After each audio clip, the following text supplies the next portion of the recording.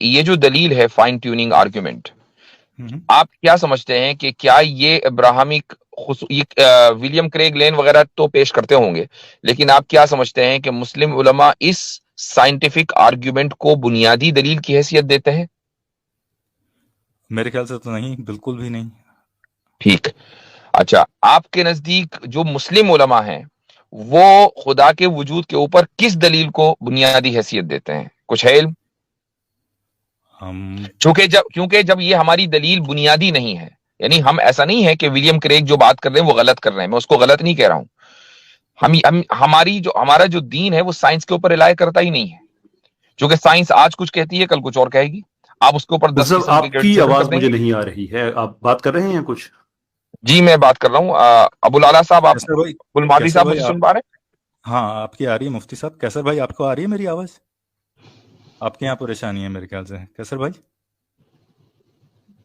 कैसर भाई को आवाज जी? नहीं आ कैसर रही। भाई की वीडियो भी रुकी हुई है, कुछ उनके यहाँ इंटरनेट का हम्म, मसला है। नहीं वीडियो नहीं रुकी है, उनका ऑडियो का शायद प्रॉब्लम मेरे है। एंड पे कोई प्रॉब्लम हो। हम्म। अच्छा, अब सुन आपका पा रहे हैं आप? वीडियो तो आ रहा। जी जी, अब आ रही है आवाज आपकी। अच्छा जी, तो मैं ये अर्ज कर रहा था अबुल मादरी साहब कि जो आपने आर्ग्यूमेंट लिया है, खुसूसन चूंकि आप एक मुस्लिम चैनल के ऊपर आए हैं, तो ये हमारा बुनियादी आर्ग्यूमेंट है ही नहीं। हालांकि हम इसको रिजेक्ट नहीं करते हैं, लेकिन बुनियादी आर्ग्यूमेंट वो होता है कि जिसके ऊपर हमने अपना अकीदा बिल्ड किया है। कोई भी ऐसी दलील के जिसकी बुनियाद साइंस हो, वो हमारा बुनियादी आर्ग्यूमेंट कभी हो ही नहीं सकता, चूंकि ये हम साइंटिज्म को रिजेक्ट करते हैं। ठीक है? तो आपने जो आर्ग्यूमेंट पेश किया वो पेश किया जो हमारा बुनियादी नहीं है। अब आप मुझसे मैं पूछ रहा हूं कि हमारा बुनियादी आपके इल्म में कोई है आर्ग्यूमेंट? हाँ नहीं, मेरे इल्म में है, पर मैं उधर मतलब हाँ ये है, आप बताइए मेरे को। आप अगर मसलन मसलन मसलन ऑन्टोलॉजिकल आर्ग्यूमेंट है, कलाम कॉस्मोलॉजिकल आर्ग्यूमेंट है। ये दो हम ये कह सकते हैं कि अहम तरीन आर्ग्यूमेंट्स हैं अशरी क्रीड में। तो अब मुझे हाँ नहीं, बताइए कि इसमें। देखिए ये हाँ, जो कलाम कॉस्मोलॉजिकल जो है वो आया है एरिस्टोटल से। ठीक है, वो कहीं से भी आया हो, लेकिन उसको वो कलाम इसलिए कहा जाता है चूंकि उसके अंदर मॉडिफिकेशन किया गया है। वो मॉडिफिकेशन इमाम गजाली ने किया है। हाँ वो अल गजाली बिल्कुल ने आया किया है हुआ है। पहले से, लेकिन इसी वजह से अल उसका नाम गजाली कलाम से पहले, कॉस्मोलॉजिकल है क्योंकि उसके अंदर मॉडिफिकेशन मुसलमानों ने किया है। अल गजाली से पहले अलकिंडी ने किया था इसमें काम, फिर उसके ओके, बाद अल चलिए मैं गजाली कहता ने हूं किया। अलकिंदी ने किया, किसी ने भी किया होगा। हम्म। What I am trying to say कि ये दो arguments, ontological and Kalam cosmological argument, Ashari की रीत के बुनियादी आर्ग्यूमेंट्स हैं। अब आप राइट। इसमें कोई प्रॉब्लम, अगर आपने इसके ऊपर तहकीक की है तो कोई पाते हैं इसमें कोई प्रॉब्लम देखते हैं? क्योंकि आपने जो मुझे मेरे आर्ग्यूमेंट दिया मे- वो मेरा है ही नहीं। ठीक है, चलिए तो इस बात पे अपन मान लें कि फाइन ट्यूनिंग आर्गुमेंट वीक है। आपके सामने भी मैंने जो दलीलें पेश की है हाँ, उसके अगर मुताबिक। मैं आर्ग्यूमेंट्स की लिस्ट बनाऊंगा, और मैंने बाकायदा इसके ऊपर एक लेक्चर भी दिया है, तो फाइन ट्यूनिंग आर्ग्यूमेंट को मैंने सबसे आखिर में रखा है। ओके चलिए, ठीक है ठीक है। चूंकि उसकी बुनियाद साइंस है इसलिए। जी। ठीक है, फिर कलाम कॉस्मोलॉजिकल पे यानी यानी थोड़ा। मैं ये नहीं कह रहा हूं कि इस कायनात में फाइन ट्यूनिंग नहीं है, ये जरा मैं इसको क्लियर कर दूं, लेकिन जो फाइन ट्यूनिंग आर्ग्यूमेंट दिया जाता है उसकी बेस साइंस है। जी, अब आप कलाम कॉस्मोलॉजिकल आर्ग्यूमेंट पे आ जाएं। ठीक है, तो कलाम कॉस्मोलॉजिकल आर्गुमेंट में जो प्रॉब्लम है वो प्रेमिसेस में है उसके प्रॉब्लम। ठीक है, ओके, ठीक है। मैं आर्गुमेंट आपके सामने रख देता हूँ ताकि जी प्लीज। ऑडियंस ऑडियंस को मालूम चल जाए एग्जैक्टली। हाँ। तो आर्गुमेंट इस तरह, whatever begins to exist has a cause. ठीक है, हम्म। ये फर्स्ट प्रेमिस है। सेकंड जी। प्रेमिस इसका है the universe began to exist. ठीक है, ओके। हम्म। तो ये दो फर्स्ट एंड सेकंड प्रेमिसेस मिलके इसका थर्ड जो कंक्लूजन आता है वो ये है कि therefore the universe has a cause. therefore the universe has a cause। जी। तो इसमें परेशानी ये है कि चलो एक बार के लिए हम मान भी लें, मैं अभी पहले उल्टा शुरू कर रहा हूँ, मान भी लें कि चलो यूनिवर्स हैड अ कॉज, हाँ, राइट। लेकिन उसमें शऊर कैसा आया है ना? हाँ, ये एक सबसे फंडामेंटल प्रॉब्लम है। अब आप पर देखिए, आपके कहने से उससे पहले पहले मैंने भी, आपका एतराज नकल कर दिया। जी। हाँ नहीं जी। मतलब वो मैं उस पे अपन बाद में आएंगे, पर उससे पहले जो जी। है वो ये है कि whatever begins to exist has a cause, hmm. Right. Hmm. ये हम कैसे मालूम करेंगे? ये अच्छा, इस प्रेमिस को कैसे आप वेरीफाई करेंगे? How would you verify this premise? इसको वाईफाई करने का सिर्फ एक ही तरीका है, और वो ये है कि इसको आप ब्रेक करें इस तरीके से कि कोई ऐसी मिसाल दें कि जिसका एग्जिस्टेंस हुआ हो और बगैर कॉज के हुआ हो। इसको साबित कर दीजिए, ये पैरामिस टूट वो जाएगा। तो वो फिर ह्यूमियन इंडक्शन के तौर पे तो वो खारिज हो जाएगा, राइट? ह्यूमियन इंडक्शन के तौर पे वो खारिज हो हाँ, जाएगा, बिल्कुल ठीक है। वो एतराज जो आप पेश कर रहे हैं, किस तरीके से? क्योंकि हाँ, क्योंकि आप ये कह रहे हैं कि हमें आज तक कोई ऐसी मिसाल नहीं मिली कि हम्म, जिसमें कोई चीज बिना कॉज के आई हो, इसलिए हम मान लेते हैं कि कोई भी चीज नहीं हो सकती, राइट? वो एक I think black sworn fallacy या ऐसा कोई आई थिंक हाँ, मतलब ये कि वो है। आर्गुमेंट ऑफ इंडक्शन है, ये ब्लैक स्वान फैलेसी बोलते हैं हाँ उसको, ठीक है। हाँ, राइट। तो ये हम्म। परेशानी वहाँ बहुत गहरी है उस इसमें, कि since you haven't exhausted all the possible worlds to see whether anything could come from मेरे भाई, आप ये समझते हैं कि जो डेविड ह्यूम का जो ये नजरिया है, ये गलत है, आप इसको गलत समझ रहे हैं। इसलिए कि अगर आपने इसको गलत माना तो डार्विनियन एवोल्यूशन का तो खात्मा है। हाँ नहीं, मैं गलत नहीं मान रहा हूँ। देखो, डार्विनियन इवोल्यूशन जो है वो एकदम लॉफ्टी क्लेम्स तो नहीं है कि ये पक्का भाई वजूद आप में ये आया देखें है। कि इल्हाद की जो बुनियाद है वो डार्विनियन एवोल्यूशन है। नहीं, इल्हाद डार्विनियन उसी पर खड़ा हुआ है। नहीं, ऐसा तो मेरे ख्याल से ऐसा तो नहीं है कि ऐसा ही इवोल्यूशन है, के इसलिए कि अलावा। आप उसको देखें, क्या नाम है उसका, रिचर्ड डॉकिंस, उसने अपनी किताब में डार्विनियन एवोल्यूशन के ऊपर तो सबसे ज्यादा जोर दिया है खुदा का इनकार करने के लिए। वो तो हाँ भाई नहीं, मैं इमामुल मलाहिदा है। अब उसकी बात भी ये आप नहीं मानेंगे तो किसकी मानेंगे? देखिए, एवोल्यूशन तो आप भी बिलीव करते हैं, मेरे ख्याल से कैसर भाई ने भी कहा है, अगर मैं मैंने गलत नहीं बोल रहा डार्विनियन हूँ कि एवोल्यूशन का नाम लिया है, एवोल्यूशन की बात नहीं हो रही है, डार्विनियन एवोल्यूशन। नहीं, और मेरे अल्फाज पे गौर कीजिए। डार्विनियन एवोल्यूशन का एक पार्ट मैं बोल रहा हूँ, आप मानते हैं, और वो है मैक्रो मेरे एवोल्यूशन, मेरा पॉइंट सॉरी, मेरा पॉइंट माइक्रो ये था कि एवोल्यूशन। अगर आपने डेविड ह्यूम के इस उसूल को रिजेक्ट कर दिया, आर्गुमेंट ऑफ इंडक्शन को, तो आपको दस्तबरदार होना पड़ेगा डार्विनियन एवोल्यूशन से। Are you ready? नहीं, मैं ये कह रहा हूँ कि आप किसी डिडक्टिव आर्गुमेंट में अगर कोई इंडक्टिव आर्गुमेंट को इंसर्ट कर रहे हैं, तो जो उसका जो डिडक्टिव जो रिजल्ट है, दैट इज इनवैलिड। समझ रहे हैं आप? मैं बिल्कुल समझ गया हूं, लेकिन मैं आपने। कह रहा हूँ कि हाँ। वेटेज ऑफ एन आर्गुमेंट, वो हम्म, डिपेंड करता है कि उसको आप कितना वेटेज दे रहे हैं। Since in a deductive argument you are using an inductive argument, inductive premise, अगर आपका वो इंडक्टिव प्रेमिस प्रूव नहीं हुआ 100%, तो इसका मतलब हम्म। आपका डिडक्शन फेल हो गया बेसिकली। चलिए, मैं आपकी इस क्रिटिसिज्म को एक्सेप्ट करके आगे चलता हूं। मान लीजिए कि कोई ऐसी चीज है कि जिसका आगाज नहीं हुआ है और हमें पता नहीं है, ठीक है? ये तो आप कहना चाह रहे हैं ना, चूंकि based on argument of induction कोई ऐसी चीज हो सकती है जो हमें पता ना हो, लेकिन it never began to exist, right? Am I clear? हाँ, हो सकता है, बिल्कुल हो है सकता ना? है। चलिए ठीक है, हमने मान लिया कि कोई ऐसी चीज है जो हमें नहीं मालूम, हो सकता है कि आगे चलकर हम डिस्कवर करें कि it never began to exist and it's part of the universe. ठीक? तो अब हम ये मानकर चल रहे हैं कि वो चीज इटर्नल है, राइट? ओके, मैं आपके साथ चल रहा हूँ अच्छा, अभी थोड़ा। ठीक है। अब अगर वो इटर्नल है, चूंकि if it never began to exist, it mean it always existed, तो वो इटर्नल है। अगर वो इटर्नल है तो फिर ये देखा जाएगा कि वो कॉज्ड हुआ, वो अनकॉज्ड इफेक्ट है, राइट? उसका कोई कॉज तो है नहीं। Am I clear up till here? हाँ नहीं, वो फॉलोज बेसिकली जो भी हमारा प्रेमिस अच्छा, है, वी आर फॉलोइंग दैट अच्छा। प्रेमिस अगर ऐसा होगा कि कोई चीज जो कायनात का हिस्सा हो और उसका कोई कॉज ना हो, तो इसी को हम इन्फिनिट रिग्रेस फैलेसी कहते हैं। तो क्या इन्फिनिट रिग्रेस फैलेसी लाजिम नहीं आएगी?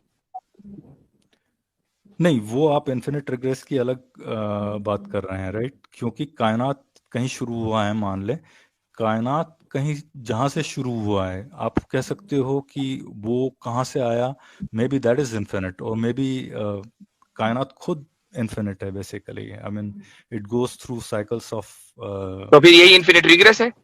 इन्फिनिट इट्स रिग्रेस तो इम्पॉसिबल है। सिक्लिक यूनिवर्स जो है, वो कहना चाह रहा हूँ मैं। चाहे वो किसी भी तरह हो, इन्फिनिट रिग्रेस तो फैलेसी है।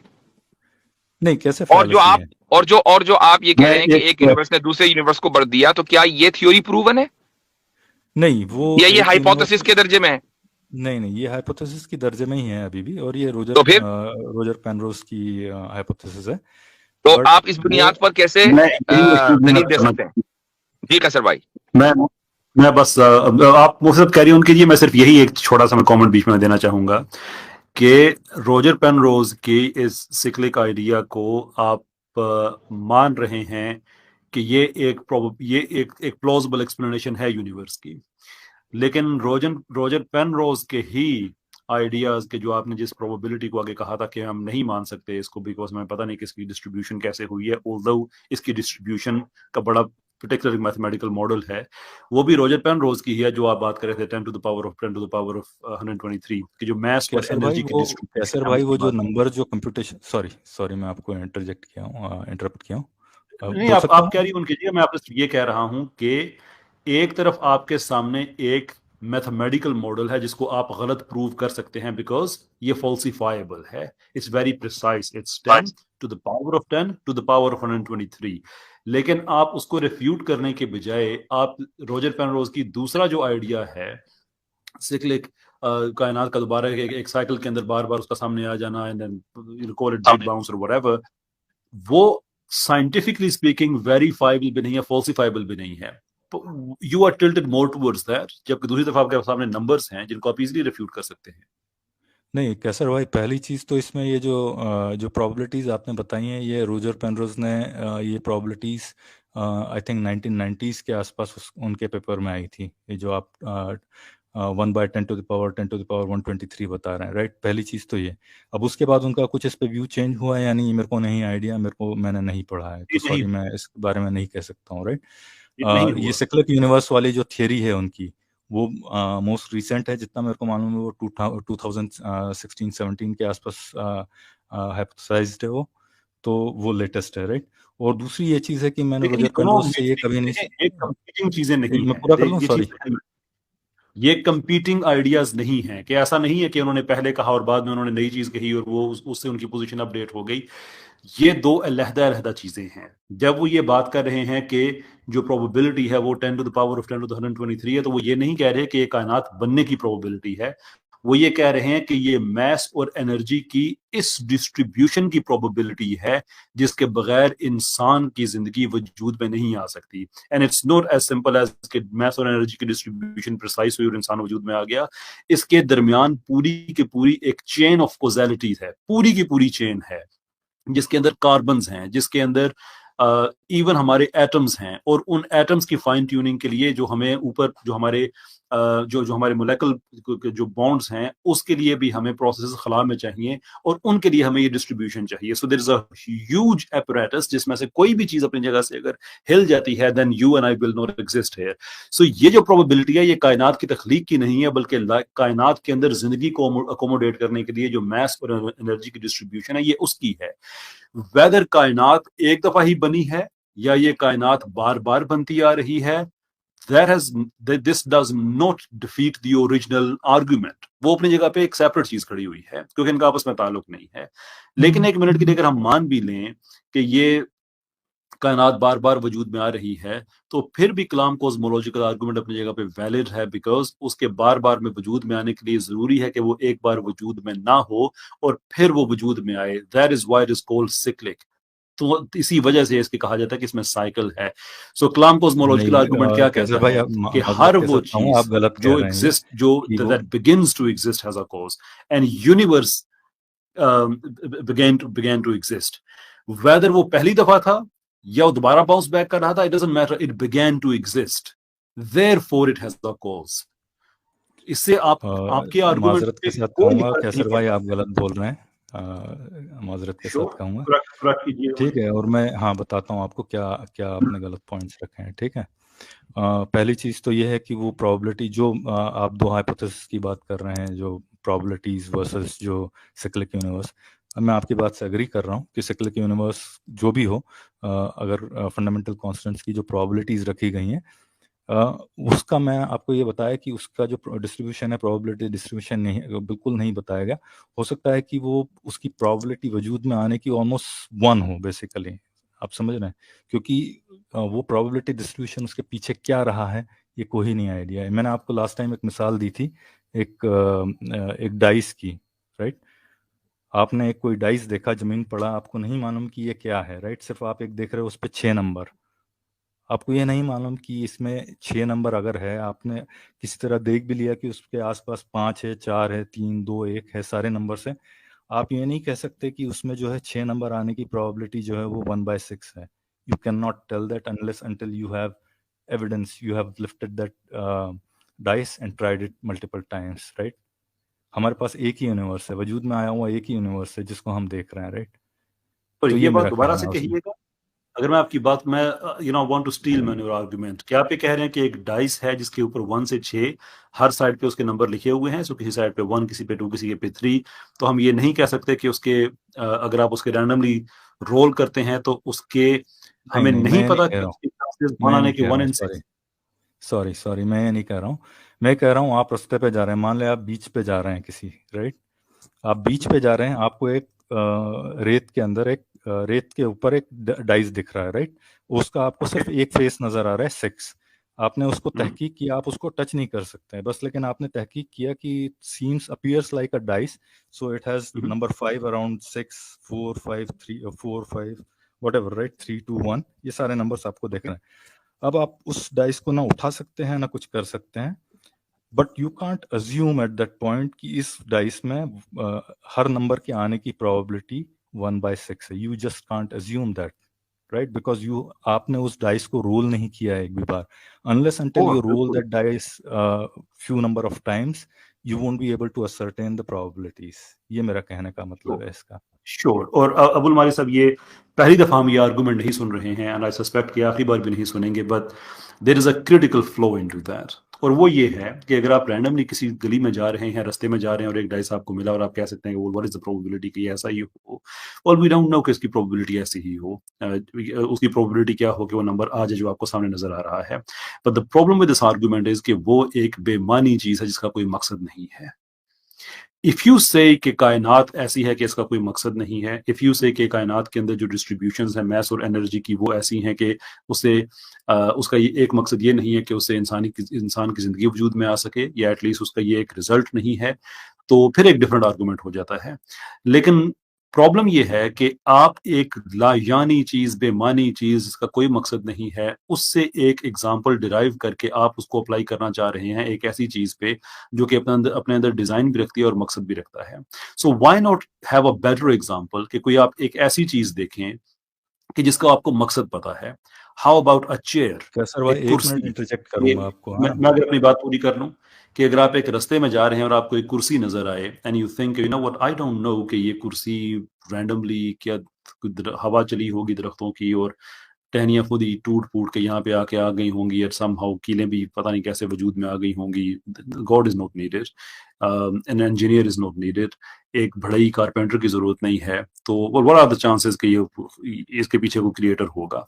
वुड यू थिंक दैट, और वुड यू थिंक बड़ी केयरफुली क्राफ्टेड चीज that it has to have a designer, and you know this because you know that chair has a purpose, just like the universe does. कैसर भाई, इसमें आपकी argument में flaws हैं, मैं बताता हूँ आपको। अब मैं 2 मिनट ले लूँ? मैं एक चीज मेरा जो आर्ग्यूमेंट पीछे रह गया था, मैं जरा सा उसको भी, उस पर भी बात करना चाहूंगा। वो बीच में बात रह गई थी और बात काफी दूर निकल जाएगी।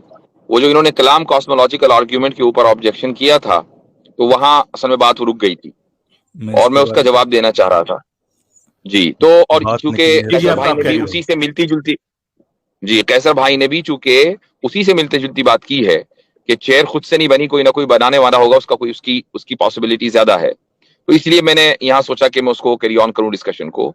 वो ये है कि मैं आपने मुझसे ये कहा कि भाई आर्गुमेंट ऑफ इंडक्शन नहीं हो सकता है कि कोई ऐसी चीज हो जो हमें पता ना हो लेकिन वो इटर्नल हो।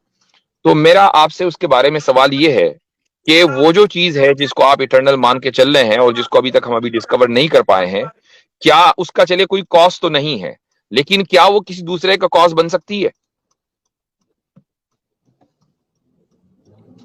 हाँ, क्यों नहीं? अच्छा ठीक है। अच्छा, उसमें शऊर होगा या वो बेशऊर होगी? बेशऊर हो सकता है, शऊर बेशऊर। हो सकता हो, बेशऊर हो। इस वक्त हम कुछ भी नहीं कह सकते हैं। ठीक है। तो अब अगर वो, हम दोनों पॉसिबिलिटीज पे बात करेंगे। नंबर 1, अगर वो इटर्नल है और वो कॉज है और वो बेशऊर है, तो उसके जितने भी इफेक्ट्स होंगे वो सारे के सारे इटर्नल होंगे, क्योंकि एक बेशऊर इटर्नल कॉज कभी इरादा कर ही नहीं सकता कि मुझे अब इस रिजल्ट को देना है और अब नहीं देना है। वो तो जब से है तब से उसका रिजल्ट होगा, और चूंकि वो इटर्नल है लिहाजा उसका इफेक्ट भी इटर्नल होगा। ठीक है, तो और इस तरीके से फिर इटर्नल चीजों की एक सीरीज बन जाएगी। तो एक चीज दुनिया में इटर्नल नहीं होगी बल्कि हर चीज इटर्नल होगी, जबकि हर चीज इटर्नल नहीं है। ठीक है, ये आपकी पहली पॉसिबिलिटी थी। दूसरी पॉसिबिलिटी कि अगर वो कॉज इटर्नल है और उसका कोई कॉज नहीं है और उसमें शुऊर है, तो भाई उसी को तो हम खुदा बोलते हैं। आप उसको खुदा नहीं कहना चाह रहे, आप ये कह रहे हैं कि वो एक बाशऊर कॉज है। है उसकी आदत है कि ये किसी चीज को छोड़ता नहीं है, तो अब ये लगा हुआ है वहां, उनको कुछ और पता नहीं कह रहा है कि नहीं नहीं आप कह रहे हो, ये कह रहे हैं नहीं नहीं हो जाएगा जी, वो कह रहे हैं कि बिल्कुल बस कैसर भाई, आया हुआ है तो सुना के जाऊंगा। मैं कह रहा हूँ कि तौसीफ कैस, क्या उन्होंने फ्लाइट कैंसिल कैसर भाई आपकी आवाज आप म्यूट कैसर भाई फोन पे है मेरे ख्याल से वो। अस्सलाम वालेकुम वरहमतुल्लाह। वालेकुम मैंने कैसर भाई सलाम को वरहमतुल्लाह। कैसर भाई का मैं माइक म्यूट कर देती हूँ, तो मैं हैंडल कर लेती हूँ स्ट्रीम को। मुफ्ती साहब बहुत जी। शुक्रिया। जी आप कंटिन्यू कीजिए। जी अबुल मारवी साहब, तो दोनों पॉसिबिलिटीज का आपको जवाब दिया मैंने। हाँ नहीं, मैं आपको जवाब दे रहा हूँ उसका। आपने कहा जी। कि शऊर बेशऊर जो भी पॉसिबिलिटीज हैं दोनों, हम्म। और मैं कह सकता हूँ कि हाँ चलो फर्ज कर लीजिए कि दोनों ही पॉसिबल हैं, ठीक है। मेरे हिसाब से नहीं, दोनों या में तो आप ये फर्क या तो नहीं वो, कर सकते। नहीं, या मैं तो बोल ये रहा हूँ या तो दोनों, वो। मैं कह रहा हूँ दोनों की पॉसिबिलिटीज है, मैं कह रहा हूँ ये मान हाँ लें, हाँ हाँ दोनों की पॉसिबिलिटीज है ये मान लें। हाँ हाँ, ठीक। और मैं ये कह रहा हूँ दोनों में आप अंतर नहीं कर सकते, क्योंकि जो बेशऊर है वो भी अपना इफेक्ट दिखा रही है, और जो शऊर है वो भी अपना इफेक्ट दिखा रहा है। नहीं, तो फर्क है, आपने बिल्कुल फर्क है। जो बेशऊर है, सुनिए, जो बेशऊर है अगर वो अपना इफेक्ट दिखाएगा तो उसका इफेक्ट इटर्नल होगा, और वो नहीं, इटर्नल भी इटर्नल किसी क्यों ना होगा? किसी का कॉज होगा, फिर वो भी इटर्नल होगा। इस तरीके नहीं, से क्यों इटर्नल इटर्नल कॉज एंड होगा? इफेक्ट्स का एक सिलसिला चलेगा और हर इटर्नल चीज क्यों इटर्नल होगा? होगी। नहीं, क्यों होगा? आप मेरे को ये बताइए ना, इटर्नल क्यों होगा उसका कॉज? उसने तो अच्छा, मान आपने लीजिए, आप मैं अच्छा, एक एग्जांपल दे रहा मैं हूँ, एक बताता मिनट हूँ, प्लीज प्लीज प्लीज, एक मैं एग्जांपल दे बताता दूंगा, हूँ फिर कि आप एक, बताइए इसको। मैं वही बता रहा हूँ, आपने सवाल किया, मेरा मैं सुन लीजिए। मैं बता रहा हूँ, आपने मैथ्स पढ़ी होगी आपकी जो भी आज स्कूल टाइम में, राइट? भाई मैं आपको उसका जवाब देता हूँ, आपने एक सवाल किया, मैं उसका जवाब दे देता हूँ। मैं आपको वो एक मिसाल दे जवाब, दूं, फिर आप समझ जाएंगे कि मैं क्यों बोल रहा हूँ कि वो इटर्नल जो है वो नहीं होना चाहिए, उसमें कोई मसला ही नहीं, इटर्नल हो या ना हो वो, मतलब वो प्रोसेस इटर्नल हो सकती है, पर वो किसी भी रैंडम टाइम पे अगर वो कोई फ्लक्चुएशन करके या कोई भी जो भी प्रोसेस हो, हम उसके बारे में सोच भी नहीं सकते क्या प्रोसेस है वो, राइट? पर वो जो भी प्रोसेस है, क्योंकि यही प्रोसेस जो है वो गॉड के इसमें भी है, गॉड के या जो भी खालिक कायनात है, वो कहीं ना बात कहीं बहुत तो दूर कुछ ना जा कुछ तो रही है, सोचेगा, राइट? बात बहुत दूर जा जवाब रही है। बोलिए। आप या तो जवाब मुझे देने दें या फिर क्विकली मिसाल दें। आप बोल लीजिए। मैंने ये कहा कि अगर कॉज इटर्नल होगा तो इफेक्ट भी इटर्नल होगा, और ये उस सूरत में है जबकि कॉज में शुऊर ना हो। तो अब सवाल ये है कि अगर मान लीजिए जो इफेक्ट है वो इटर्नल ना हो बल्कि बाद में किसी वक्त वो इफेक्ट वजूद में आया, ठीक है, तो उसको वजूद में लाने के लिए किसी ना किसी यानी प्रेफरेंस, किसी ना किसी वजह की जरूरत है, और बेशऊर चीज के पास कोई वजह नहीं है सिवाय अपनी जात के, और उसकी जात इटर्नल है। मुझे बताइए उसके पास क्या वजह है, क्यों उसने उसी वक्त उसको वजूद बख्शा। नहीं मालूम ना, जैसे यूनिवर्स का हमें नहीं मालूम कि रैपिड एक्सपेंशन कैसे हुआ, अब उसके बारे में हमें आइडिया नहीं है, तो यही चीज यहाँ वो पर भी आइडिया वही इसलिए स्कीम नहीं लागू है, है। वो आइडिया इसलिए नहीं है क्योंकि ये पॉसिबल नहीं है। एक सिंपल सी, यानी एक बिल्कुल पॉसिबल है। किसी को भी, एक आम आदमी को भी ये मिसाल समझ में आ सकती है कि हम थोड़ी देर के लिए सूरज को अगर इटर्नल मान लें तो सूरज की रोशनी भी इटर्नल होगी, और अगर सूरज की रोशनी इटर्नल नहीं है तो हमें यह कहना पड़ेगा कि सूरज नहीं, ने टाइम में किसी वक्त जाकर, बहुत सुन फ्रॉड है, लीजिए, बहुत सुन ज्यादा लीजिए, फ्रॉड एग्जांपल मैं बता सुन रहा लीजिए, हूँ। मैंने सिर्फ एग्जांपल दी है for the sake of argument, नहीं, कि सूरज तो इटर्नल अगर हो ही नहीं सकता, वो तो जल के खत्म हो मैं, जाएगा ना। मेरे ख्याल से आप मुझे बोलने देंगे तो बात होगी, वरना फिर बहुत मुश्किल हो जाएगा। तो अगर मैंने सिर्फ हाइपोथेटिकली कहा है कि अगर सूरज को हम इटर्नल मान रहे हैं तो उसकी जो रोशनी है, जो उसका इफेक्ट है, वो भी इटर्नल होगा। अगर वो इटर्नल नहीं है तो फिर हमें ये मानना पड़ेगा कि सूरज जो बेशऊर है उसने टाइम के किसी मरहले में जाकर ये इरादा किया कि अब मुझे रोशनी देनी चाहिए, तो फिर सूरज बेशऊर नहीं रहा, वो बाशऊर हो गया, जबकि हम सूरज को बेशऊर मान रहे हैं। जी देखिए, मेरा मेरा ये प्रॉब्लम है, आपने ये दुनिया की चीज़ों के एग्जाम्पल जो हैं आउट, जो हम जिस चीज़ की बात कर रहे हैं उस पे वो मिसालें लागू हो ही नहीं सकती, सीधी सी बात। क्योंकि वो मिसालें, ये जो टाइम टाइम बाउंड जो भी चीज़ें हैं वो पेरिश हो जाएंगी कभी ना कभी। जैसे आपने सन का एग्जाम्पल दिया या सूरज का एग्जाम्पल दिया, वो अप्लाई करता ही नहीं, वो एनोलॉजी ही गलत है। जो एनोलॉजी मैं आपको एक रफली बता रहा हूँ, आपको एक मैथमेटिक्स आपने पढ़ा होगा, राइट, अपने हाई स्कूल में। तो हम एक कोऑर्डिनेट एक्सिस लेके चलते हैं और उस पर हम कहीं ना कहीं एक रैंडम जगह पे जीरो मान लेते हैं, राइट। अब उस पे अगर एक्स एक्सिस है, वाई एक्सिस है, जो भी है, एक्स एक्सिस पे पॉजिटिव इन्फिनिटी भी है, नेगेटिव इन्फिनिटी भी है, राइट। पर हम हमारा एक कोऑर्डिनेट सिस्टम का ओरिजिन जीरो मान लेते हैं, बिकॉज दैट सर्व्स अस। इस कायनात का जो वजूद है उसको हम मान लेते हैं कि वो कहीं से आया। अब उसके पीछे कोई कॉज अगर इन्फिनिटी तक जाता भी है, इटर्नल भी है, it doesn't matter, because at any point अगर वो कॉज कायनात को वजूद में लाता है तो वहां से हमारी कायनात शुरू हो जाती है। अब वो चाहे आप कह सकते हैं कि वो फिर तो कॉज आपने जो है वो हमारा मुकदमा शऊर तस्लीम वाला कर हो लिया या ना। बेशऊर हो, वो उससे कोई नहीं, फर्क आपने नहीं हमारा पड़ेगा। मुकदमा तस्लीम कर लिया कि इस कायनात को कोई ना कोई कॉज जो इन्फिनिट है वो वजूद में लाया है, राइट। नहीं, वही ये तो मैं बता रहा मुकदमा हूँ तो कि वो आपने तस्लीम शऊर कर बेशऊर वाला कोई भी हो सकता है, मैं ये कह रहा हूँ, और ये तो मैं पहले ही अग्री कर चुका था आपसे। लिया। नहीं, इसमें प्रॉब्लम यही है कि आपको अगर वो बेशऊर है तो फिर किस पॉइंट पर जाकर उसने इरादा किया कि कायनात को वजूद में आना चाहिए। इसी को मैं एक अरबी टर्मिनोलॉजी इस्तेमाल कर रहा हूं और हो सकता है कि आपने कभी सुना हो, लेकिन मैं उसका तर्जुमा भी कर दूंगा। इसको बोलते हैं तरजीह बिला मुरज्जिह। I don't know if you ever heard this term. तरजीह बिला मुरज्जिह का मतलब यह है कि मसलन तराजू के दो पलड़े हैं और उसमें कुछ नहीं रखा हुआ, तो दोनों बराबर ही होंगे। लेकिन अगर एक झुक जाए और एक उठ जाए तो यह मानना पड़ेगा कि जो झुका है उसमें वजन ज्यादा है। दोनों पलड़ों में अगर वजन ना हो तो एक झुक नहीं सकता, दूसरा उठ नहीं सकता। इसी को कहते हैं कि बगैर किसी मुरज्जह के तरजीह देना, यानी वजनदार बना देना। तो अब अगर वो बेशऊर इन्फिनिट कॉज है और वो बगैर किसी इरादे के कायनात को वजूद बख्शे, तो इसी को तो तरजीह बिला मुरज्जह कहते हैं। तो फिर तराजू का पलड़ा भी बगैर वजन के झुकना चाहिए।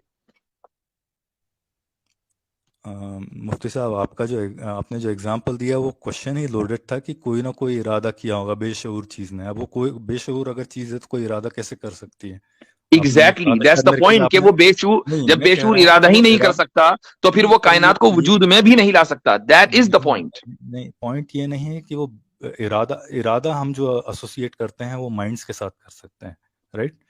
और माइंड्स किसके पास होते हैं? जिनके पास ब्रेन्स होते हैं, राइट।